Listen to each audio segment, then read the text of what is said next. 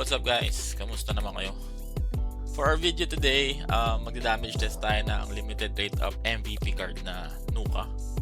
So ang mga iti-test natin na cards ay yung gamit ko lagi na SK, Stormy Knight. That gives 5% damage to all races, 20% chance to freeze for 2 seconds. This ignores freeze immunity, and 5% chance to use Storm Gust. Next is Hydra card that gives 15% damage to demi-human. And last, itong Nuka card that gives 1% AA damage per refine ng weapon. 15% AA damage ang makukuha natin dito since plus 15 weapon tayo. And meron din siyang 5% chance to strip headwear ng target. Maganda sana kung meron din tayo ng Rotar Zyro Star. Bonus damage to stun targets yun. May crit din yun. Kaso, ayun, wala pa tayo nun. Simulan muna natin sa Doppel lang.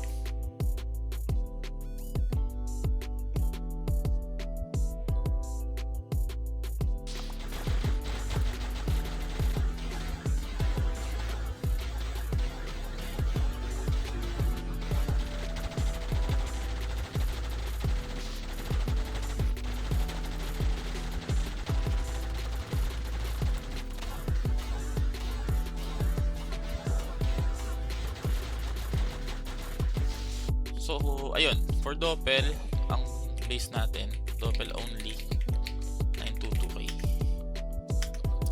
Next is yung Doppel SK combo natin. Testing natin. Ilang damage natin.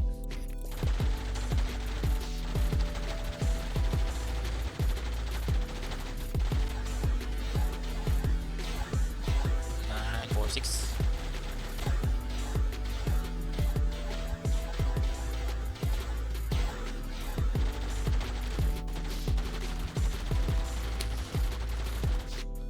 So, Doppel plus SK 946k. Next is Doppel plus Hydra.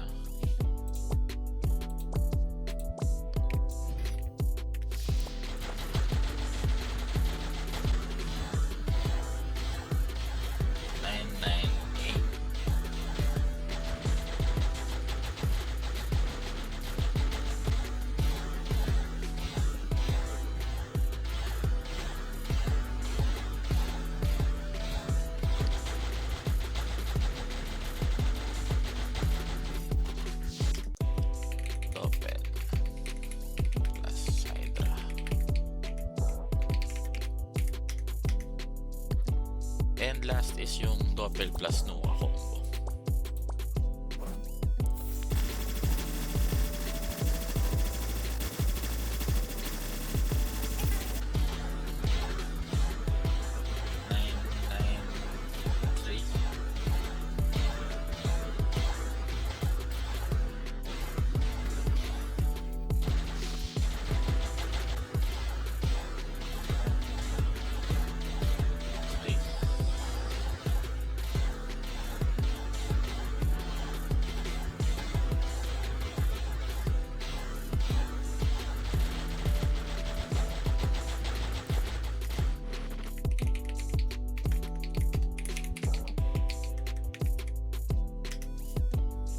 So ayun, lamang pa rin yung Hydra that gives 15% damage to demi-human versus 15% AA damage at 998k ang pinaka peak damage niya versus Nuka na 993k lang.